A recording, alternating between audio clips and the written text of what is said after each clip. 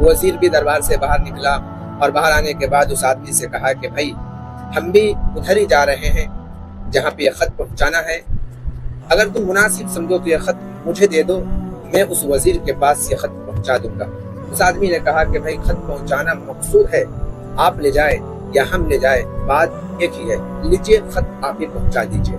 وہ وزیر خط لے کر اس وزیر کے پاس گیا۔ جب وہ خط اس وزیر کے پاس پہنچا ہے جس کے پاس پہنچانا تھا اور خط کھولا گیا ہے تو خط میں لکھا ہوا تھا خط لانے والی کی گردن اڑا دی جائے۔ اب یہ وزیر پریشان ہو گیا، گھبرا گیا اور اس نے کہا کہ بھائی خط لانے والے ہم نہیں گئے، خط کسی اور کو دیا گیا ہے، لایا میں ہوں۔ اس وزیر نے کہا خط میں لکھا ہوا ہے کہ خط لانے والے کی گردن اڑا دی جائے، اس میں دوسرے تیسرے کی بات کہاں سے آ گئی؟ اس وزیر نے اپنی جان بچانے کے لیے بہت کچھ کیا لیکن اس کا ایک بھی نہیں سنا گیا اور اس کی گردن اڑا دی گئی۔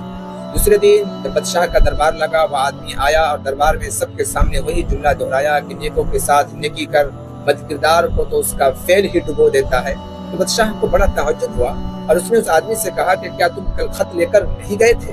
اس آدمی نے کہا کہ بادشاہ سلامت۔ دراصل بات یہ ہے کہ میں دربار سے نکلا، اس کے بعد جو بھی ہوا بادشاہ سلامت کو سارا قصہ سنا دیا۔ بادشاہ نے پوچھا کہ اچھا کیا کبھی تم نے اس وزیر سے کہا تھا کہ جب بادشاہ سے بات چیت کرتے ہیں تو اس کے منہ سے بہت بری بدبو آتی ہے؟ وزیر نے اس آدمی نے کہا کہ ہم نے تو ایسا کبھی نہیں کہا تھا۔ پھر بادشاہ نے پوچھا پھر ایک بات تم مجھے بتاؤ، جب میں نے تم کو اپنے پاس بات چیت کرنے کے لیے بلایا تو تم اپنے منہ اور ناک پر ہاتھ کیوں رکھا؟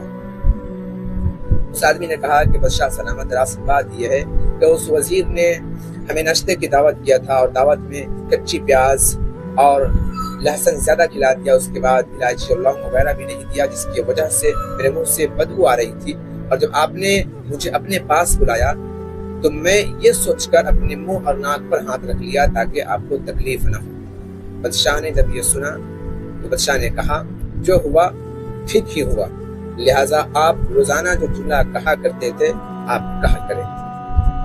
میرے عزیز دوستو، ایک مثل مشہور ہے، جو دوسروں کے لیے گڈھا کھودتا ہے اس میں وہ خود ہی گرتا ہے، اور اللہ کے رسول صلی اللہ علیہ وسلم نے بھی ارشاد فرمایا ہے کہ حسد مت کرو، غیبت مت کرو، سب اللہ کے بندے بھائی بھائی بن جاؤ۔ اس وزیر نے اس آدمی کے لیے گڈھا کھودا، اس کو ذلیل و رسوا کرنا چاہا، لیکن وہ خود ذلیل و رسوا ہو گیا اور خود انجام کو پہنچا اور اپنی جان سے ہاتھ بھی دھو بیٹھا۔